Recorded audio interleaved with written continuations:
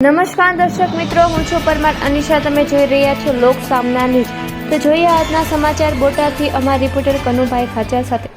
જનસેવા અને સંસ્કારનું સિંચન કરતી આંતરરાષ્ટ્રીય સેવા સંસ્થા વેલફેર ફાઉન્ડેશન સ્લગ યુવાનોની સેવા સંસ્થા યંગ જાયન્ટ્સ બોટાદ કે જે અનેકવિધ સામાજિક, શૈક્ષણિક, આરોગ્ય, જીવદયા અને માનવ સેવાકીય પ્રવૃત્તિ કરે છે.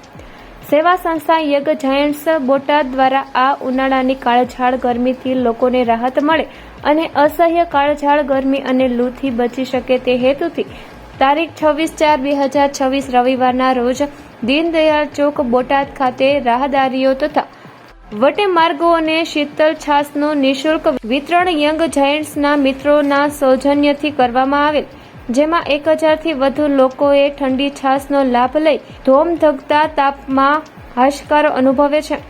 આ પ્રસંગે યંગ જાયન્ટ્સ બોટાદના પૂર્વ પ્રમુખ કુલદીપ વસાણી, ઉપપ્રમુખ બ્રિજદાણી, જાયન્ટ્સ ફેડરેશન 3B ના ફેડરેશન ઓફિસર ગ્રીનમેન CL ભીકડિયા વગેરે હાજર રહ્યા. તો ફરી મળીશું એક નવા સમાચાર સાથે. ત્યાં સુધી જોતા રહો લોક સામના ન્યૂઝ.